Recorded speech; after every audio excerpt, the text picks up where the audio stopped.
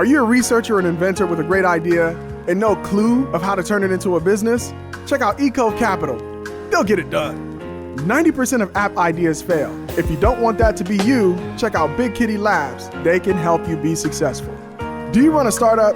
Chances are your employees are underpaid. Give them the benefit that really matters. 614 Startups Entrepreneurs Brew. Email us today for details. Welcome to the 614 Startups Podcast, the entrepreneur's guide to launching a startup in Columbus, Ohio. 614 Startups Nation, what's up, what's up, what's up? This is Elio Harmon, founder of 614 Startups and host of the 614 Startups Podcast. In studio today, I have my man, Crew Cypher of BillboardsIn. What's up, Crew? What's up? How's it going? All right, man. So I connected with you through Cody over at Do Media. And my man, Ian Bowman Henderson. And Ian and I have an interesting story. I don't know if he told you this, but I first met him over at the Venture Dinner 2018, and he was rocking a major bolo tie, Texas style. He's an interesting guy. You sure that was Ian? Yeah. No, yeah, I'm kidding. That definitely sounds like Ian. Yeah. He's a fun guy. Had an awesome time there, and he's very high on you, man. He really wanted me to get you in studio and talk to you about two things: the project that you're working on, but also your journey kind of leaving Silicon Valley to come to Columbus, Ohio to help lead this project. And so we start every podcast with a bit of the personal. Where are you from originally, and how did you come to live in Columbus? Yeah, so I'm from Lima, Ohio, small town in Ohio. So how did I come to Columbus? I mean, Columbus is definitely, when you're from a farm town like that, it's quote unquote the city.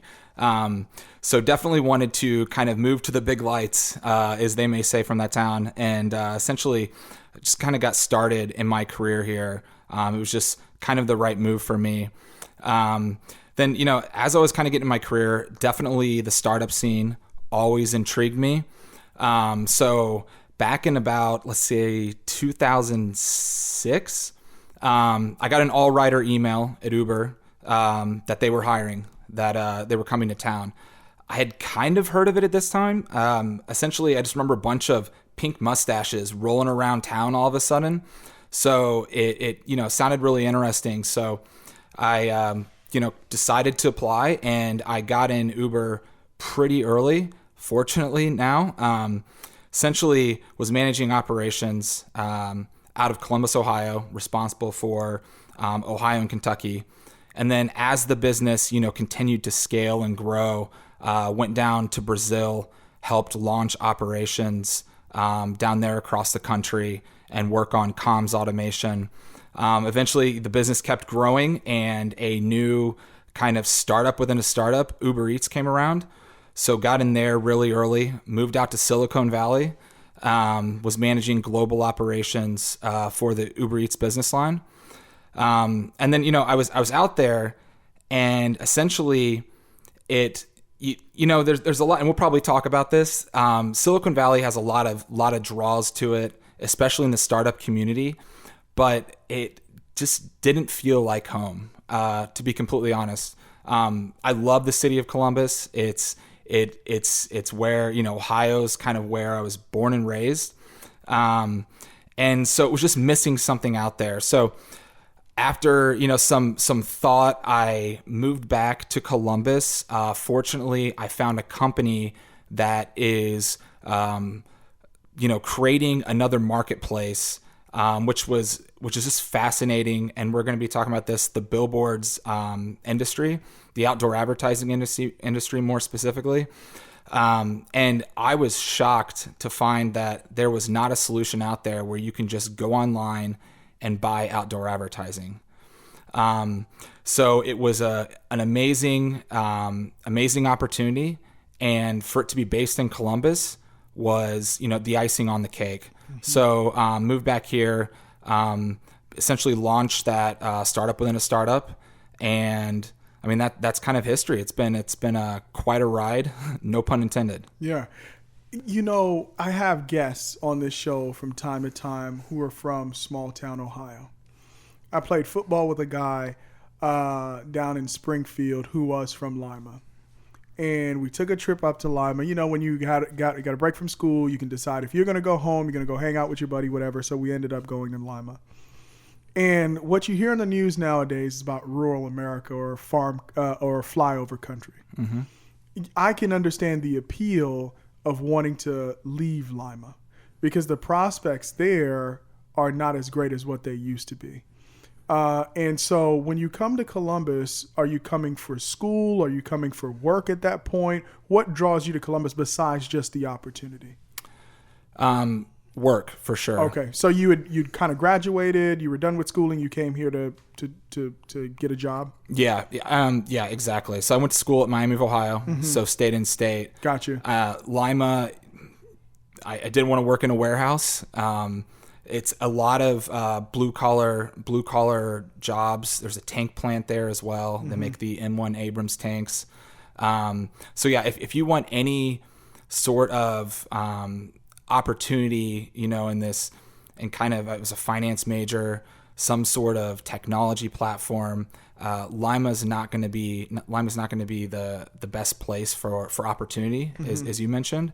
So absolutely. And Columbus is, you know, being from Ohio, I feel so fortunate that we have a city like Columbus. I agree. In Ohio.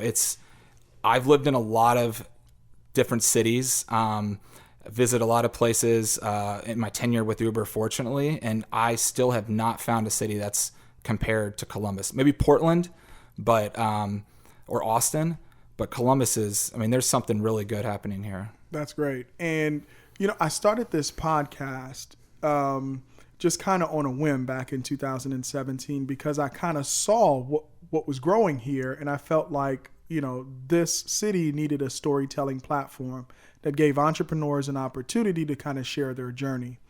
You're out in Silicon Valley, which is praised as kind of the pinnacle of, hey, if you want to work in startups, you can go play out there in Columbus, Ohio. But it's like, you know, the Jay-Z song, if you could make it in New York, you could make it anywhere. It's kind of like for startups, if you could make it in San Francisco, in Silicon Valley, you could make it anywhere. So I understand the appeal. But while working out there, you said you felt like, hey, this just isn't for me. What are some of the pros from a startup perspective of working out there that you found? And maybe what are some pros that we may take for granted that Columbus has to offer? Yeah. Certainly definitely the opportunities out in Silicon Valley was amazing. It's for a company the size of Uber, managing global operations for Uber Eats. There's a ton of different jobs out there that are very similar and comparable. So if you want to have a large impact on a large business, you're definitely going to be afforded much more opportunities. So from a career growth standpoint, and really from, you know, getting equity with a certain company, I definitely feel like you have a better chance for success. And when I say that, I'm saying that there's more companies that you know, seem to be the next big thing, where you can find, you know, plenty of roles, and there's a lot of kind of interchangeable roles out there as well that a lot of people are kind of jumping around from startup to startup. So that would be probably definitely the biggest advantage out there from, you know, somebody in managing operations, is you essentially are going to be able to find a large impact on a very successful startup. From, you know, something from Columbus, I think it's just the quality of life. Obviously the, you know, cost of living is low. It's definitely increased in the last 8 years since I was here, but I think it's a testament to Columbus that essentially it is expanding. It's continuously to expand, and that just shows what the city has to offer, and it was untapped at one certain point, and more people are taking advantage of that opportunity. Another big thing that I think Columbus has is Ohio State. So I have some rock stars on my team that I manage, and these are, you know, fresh graduates from Ohio State, and you can definitely get that same talent in Silicon Valley, but it's going to be much, much more expensive, which just kind of goes to that, you know, cost of living. I had a 2-bedroom apartment out in Silicon Valley. and it was $3,800 a month. So we split this, and here, if you $3,800 a month, I mean that's a mortgage on a very nice house. So in Powell. And somewhere, with 2.5 acres or something. At least a pool, right, or two. But no, it's really hard to quantify. But if I could just really sum it up, kind of wrap it up, it's definitely the opportunity in San Francisco, but in Columbus, if you have the right product and people that back this product, I feel you definitely have just the same opportunity, if not better, in Columbus. Right. And I know the cash is, out there on the West Coast, and that's one of the things that we're trying to do is attract more venture capital here as well. But like you said, you can't beat the cost of living. You can't beat the cultural atmosphere here. We're getting more and more kind of diverse in terms of options when you're going out or places to eat and things like that. Ohio State, like you said, is a major plus for us in terms of the talent pool. And so, outside of just the city, you talked about this huge need in the industry that you work with, right? Which is a need that you would think is intuitive. Somebody should have built it at this point. So describe the need in the outdoor advertising space and what BillboardsIn does. Yeah, absolutely. I think the great thing about this opportunity is what we're doing is it's not revolutionary.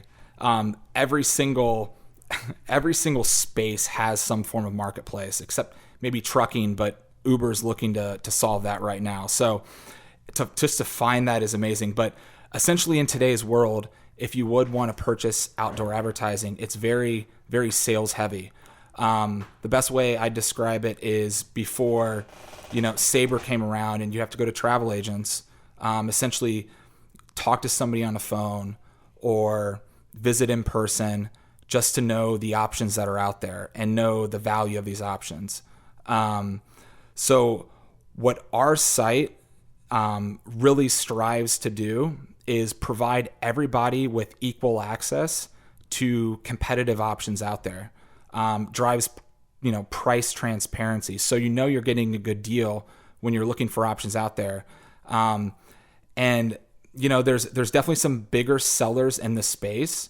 They've definitely, attracted a lot of business just through presence over time.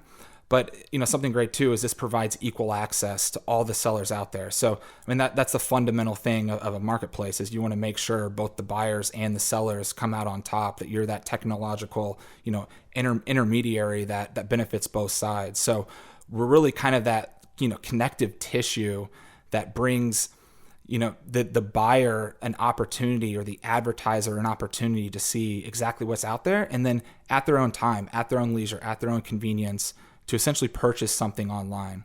I always say we try to model ourselves as the Airbnb for outdoor advertising.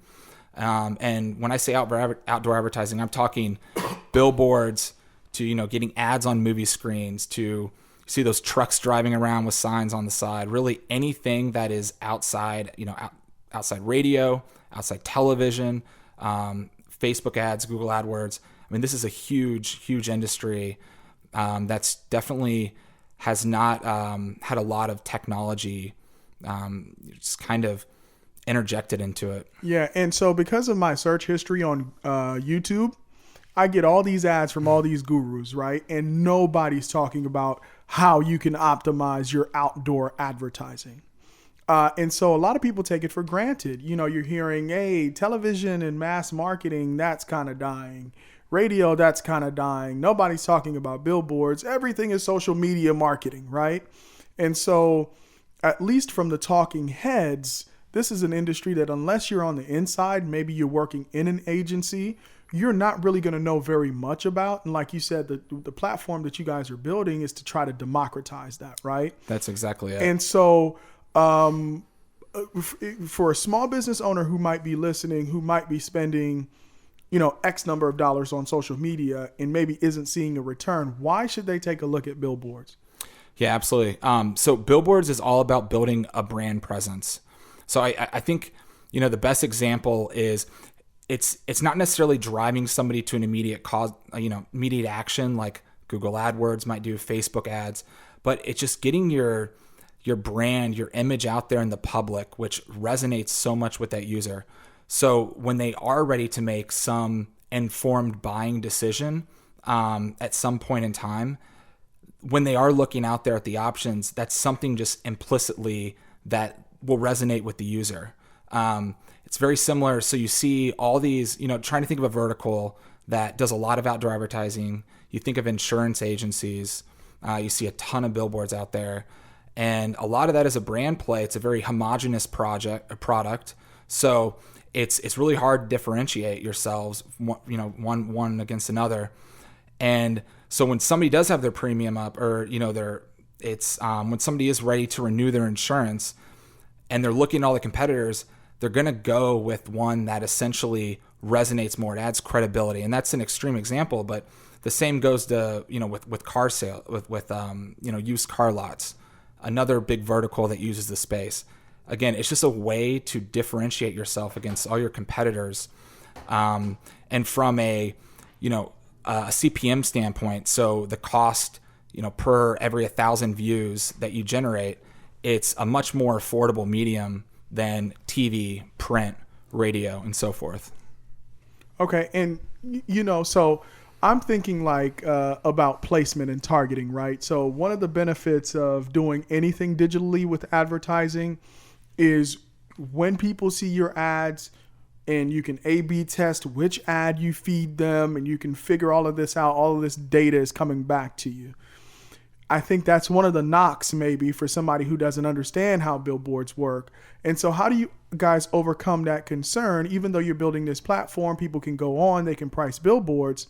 How are you helping people make decisions about which billboards they buy to get the most return on investment? Yeah, great question. So short-term solution that we're solving, this problem right now is essentially surfacing data, demographics data, to know kind of what the targeted customer is from a really granular breakdown. And we're additionally, I keep throwing out the CPM metric. It's the one thing that's very fascinating is when you would go in this space traditionally, you would be speaking to some person and it's a great placement, great spot, but you would have no transparency on what a good deal is. So essentially by having a competitive offering out there, not only can you have a more demographics breakdown, have a better idea of that targeted customer you are hitting, essentially you can have a competitive quote offering to know exactly what is a best deal based on what people are selling it for. Traditionally, as you mentioned, agencies were the ones that would go around and gather all the options. They'd have the connections with the sellers in place. I mean, we have that systematically set up. So one simple click, one request, you're able to go out there and just get competitive price offerings from everybody out there. Long-term solution, and as we embed more and more technology in the business, mobile devices, pairing that with outdoor advertising. If you think of digital billboards, being able to trigger an ad for a specific user when they walk past it with a mobile device is a really, really powerful connection, and that's definitely going to be a future of the space. It's just pairing it with this mobile data that a user has. Mm-hmm. Now, agencies are still the 800-pound gorilla in the room, right? So a lot of people have built relationships with their customers. Customers are giving their ad buy budgets, and then the agency is pretty much working to decide how those funds are going to be allocated. It sounds like by democratizing this information, you're putting more power in the hands of the people, and there's the potential there for it to hit the agencies in the pocket. So how do you balance out which agencies might like to use this as well, right? Because they would benefit from it. Maybe it adds additional transparency and takes a lot of things off of paper. Maybe they're looking at rates on paper or something. How do you balance the two? Democratizing the information to make it available to everybody, but also serve the people who at this time, until this gets to scale, have all the power and maybe a lot of the decision making as well. Yeah, so there are very, very large campaigns out there that are handled by these agency experts. There's a reason agencies exist today. They're definitely experts in the space. They do a great job. When you are Apple or some very large brand and you're doing a very large scale campaign, minor incremental value adds go a long way across a campaign. So there's a lot more at stake, and they navigate the space very, very well. So it's more of really trying to provide that expert knowledge to somebody who would not have necessarily access to an agency. The space is, if you're not familiar with the space, there's a lot of industry terms that have not been adopted by the public, such as a bulletin versus a poster. So it's really making it more streamlined, accessible, easily understood for you to understand what you're buying and essentially whether or not you're getting a good deal.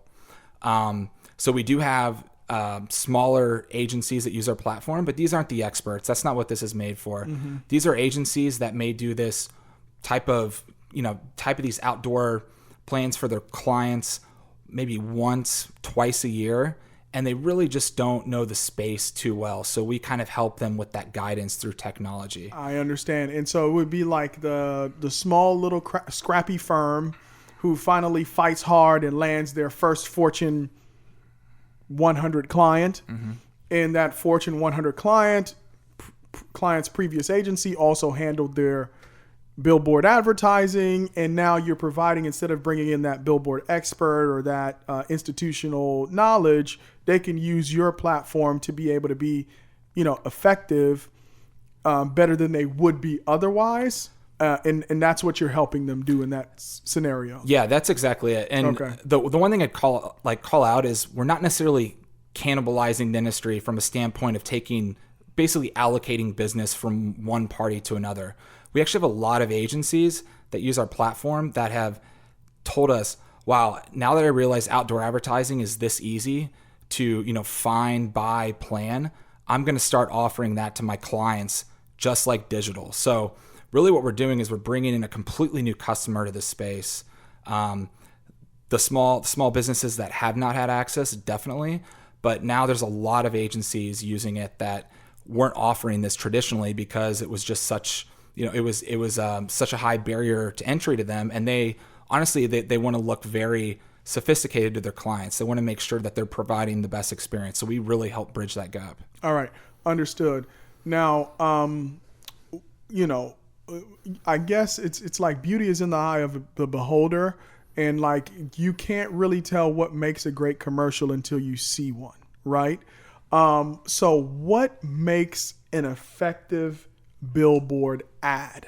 Like, what are some things, like if an entrepreneur now gets the funding and they're thinking about doing some billboards, do you guys have insights into things like that? What makes a great billboard that's memorable? Yeah, simplicity is key.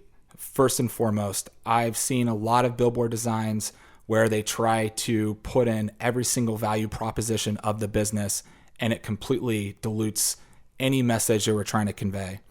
So definitely something, they say 6 words or less. Try to keep it very, very simple. What's the one thing you want your customer to walk away with and think about? Additionally, really just trying to drive that home. And there's, some sort of, when you look at an ad for 2 seconds, what was your takeaway? Do you even remember the message? There's so many billboards out there that essentially it's more of like a passive audience. Mm-hmm. So there needs to be something really eye-catching about it, something about your brand that really sticks out. And that will resonate with people whether or not they're your ideal buyer or not. So they would be able to recall at least the name of the brand, even if it's not something that relates to ultimately, they're not the target market. They'll remember it even though they only saw it for a flash. That's exactly it. Right. It's all about just building your brand awareness, recognition, recall. So when this customer, which may not be your target customer today, may not be in the market for your product, but when they are, they will see your name, they will remember it, and that's instant credibility and legitimacy towards your brand.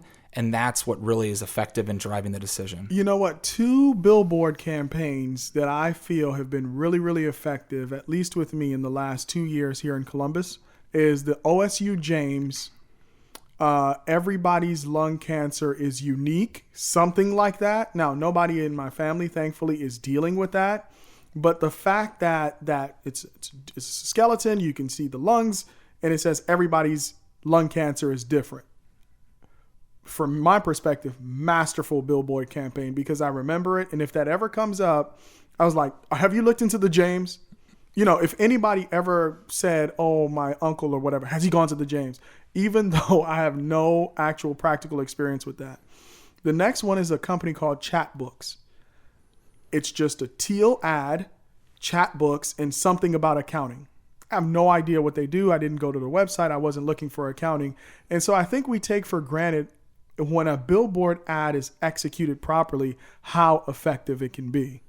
Now, where are you guys in the BillboardsIn startup process? Are you guys actually out in the market? You have users on it? Are you still building the platform? Where are you guys now? Yeah, we are definitely, we started kind of an MVP product, especially with us being a startup. So Do Media, the company that, I'm employed by, and again, this is just a startup within a startup. Do Media has been around for 8 years. So over that time, built a ton of relationships with the sellers.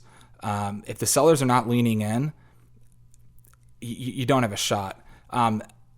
The actual space, the industry, it's not as fragmented as other marketplaces that have been very successful. It's not like at Uber where you can just go out and find a lot of people that can drive. You have a bottleneck on the supply side. So Do Media has been really building relationships over time with these sellers, been driving demand. So like Lamar, Clear Channel, exactly. Those folks. Okay.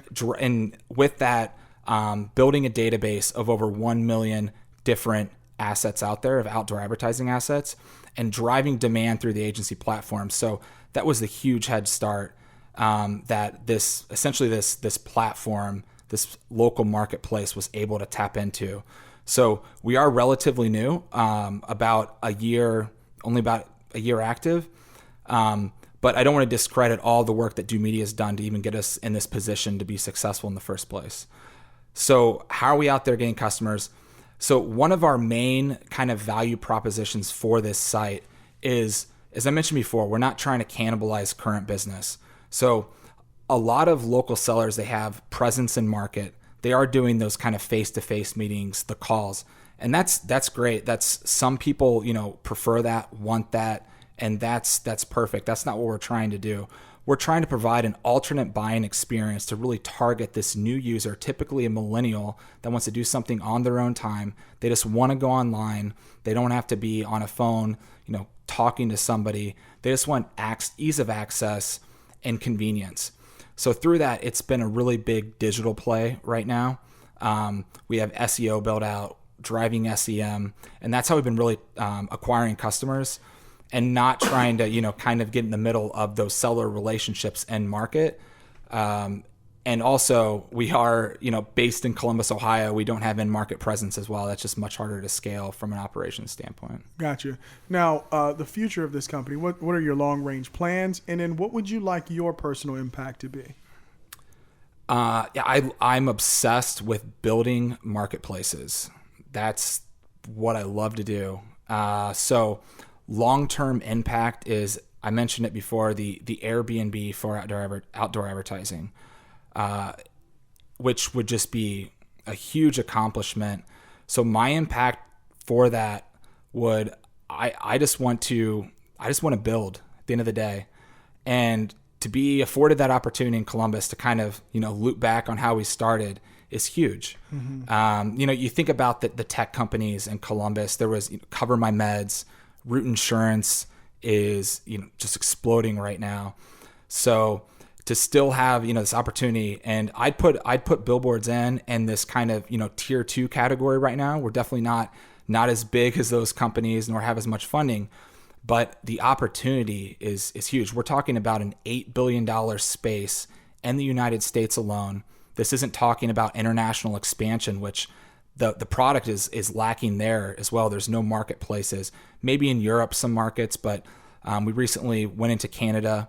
So it's just such an untapped space. And really, like I said, I just want to build something special. Gotcha. Now, we end every podcast with your one word of advice. If you can kind of rewind the tape to a younger version of yourself, maybe living in Lima, what's something that you know now that if you think would be very, very beneficial to tell your younger self? Well, I did law school for a year. I probably would advise against that. But if I would give myself advice, I would say follow your passion. Unfortunately, I got started in the kind of the entrepreneurial phase much later in my life, 26. I mean, it sounds, it's not that bad, but I wish I would have gotten started earlier. I'm definitely passionate about it. And, at the end of the day, I did live in a lot of cool places, traveled a lot, but, prioritize family too. Mm-hmm. I think that's huge. Yeah. And that's, again, that's part of the allure that Columbus has is, I'm entering this next phase of my life where I'm ready to, settle down, start a family. And this is a great place to do that. And I necessarily couldn't say the same about San Francisco. So Gotcha. Well, Crew, thank you so much for joining me on this episode of the 614 Startups Podcast. I end every episode with my one takeaway. And Dorothy said it best. There's no place like home. Listen, you can travel the world, you can chase opportunity, but if it doesn't feel right, find your home. Columbus is here. It's a great place to live, great place to raise a family, and we're proud to be part of the 614 Startups Nation. Thank you so much for listening. Peace. Thank you so much for joining us on the 614 Startups Podcast. My name is Elio Harmon. Episodes of the podcast roll out every week at www.614startups.com and on iTunes. Don't forget, follow us on IG and Facebook at 614 Startups. Peace.